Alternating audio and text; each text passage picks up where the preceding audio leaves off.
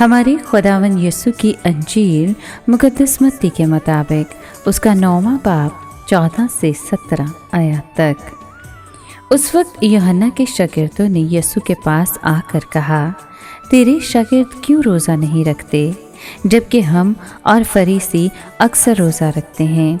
यीशु ने उनसे कहा, क्या बाराती जब तक दुल्हा उनके साथ है मातम कर सकते हैं?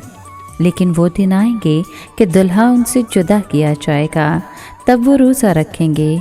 कोई पुरानी पोशाक पर कोरे कपड़े का पैबंद नहीं लगाता, क्योंकि वो पैबंद पोशाक में से कुछ खींच लेता है और उसका फाड़ ज़्यादा ख़राब हो जाता है। और नई में पुरानी मशकों में नहीं भरते, वरना मशकें फट जाती और मैं बह जाती और मशकें ख़राब हो जाती हैं, बल्कि नई में नई मशकों में भरते हैं तो दोनों बची रहती हैं। पाक कलाम के पढ़े और सुने जाने पर खुदावंद की बरकत हो, खुदा का शुक्र हो। अज़ीज़ दोस्तों, यूहन्ना बपतिस्मा देने वाले के शागिर्द और फरीसी रोज़ा रखते थे।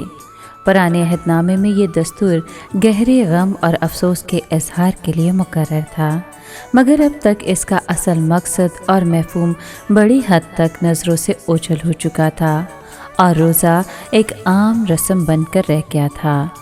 फरीसियों ने देखा कि यीशु के शागिर्द रोज़ा नहीं रखते। शायद वो उनसे हसद करते और ख़ुद तरसी का भी शिकार थे, इसलिए उन्होंने खुदावंद से वजाहत चाही। जवाब में यीशु ने अपने शागिर्दों को दुल्हा के साथियों और दोस्तों के मुशाबा ठहराया। वो खुद दुल्हा है। जब तक वो उनके साथ था उन्हें किसी गम के इजहार की ज़रूरत न थी, मगर वो दिन आ रहे थे जब वो उनसे जुदा किया जाएगा। उस वक्त उनके लिए रोज़ा रखने का मौका होगा। इसके साथ ही यीशु ने 2 मिसालें दी जिनका मकसद एक नए दौर का ऐलान करना था, जो पिछले दौर से बिल्कुल अलग और मुख्तलिफ होगा। पहली मिसाल में कोरे कपड़े के पैबंद का जिक्र है, यानी ऐसा कपड़ा जिसको धोया या भिगोकर सुखड़ाव के अमल से नहीं गुजारा गया। अगरचे ये पैबंद पुरानी पोशाक में लगा दिया जाए तो बिलाखिर सुकड़ जाएगा और पोशाक को भी फाड़ देगा, इसीलिए कि पुरानी पोशाक का कपड़ा कमज़ोर होगा।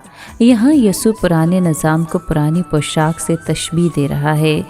खुदा का कभी इरादा नहीं था कि यहूदियत में मसीहियत का पैबंद लगा दिया जाए। पुराने दौर में गम था जिसका इजहार रोज़ा रखने से किया जाता था। अब उस गम को ख़त्म होना और नए दौर की खुशी के लिए जगह खाली करनी थी। दूसरी मिसाल में नई मैं को पुरानी मशकों में भरने का बयान है। चमड़े की मशकें पुरानी होकर लचक खो देती हैं।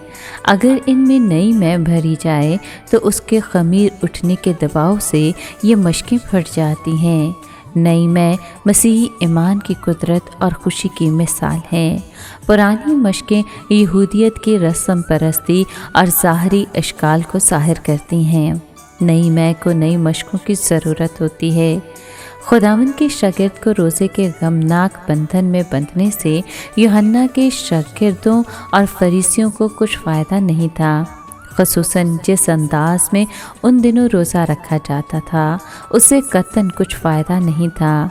नई ज़िंदगी की खुशी और जोश को इजहार का मौका मिलना चाहिए। इंसान ने जब भी मसीहियत को रस्म परस्ती के साथ मिलाने की कोशिश की है, मसीहियत को नुकसान ही पहुंचा है। खुदावंद यीशु ने सिखाया है कि इन दोनों में कोई मेल, कोई मुनाफ़कत नहीं। शरीयत और फ़ज़ल 2 मुतज़ाद असूल हैं।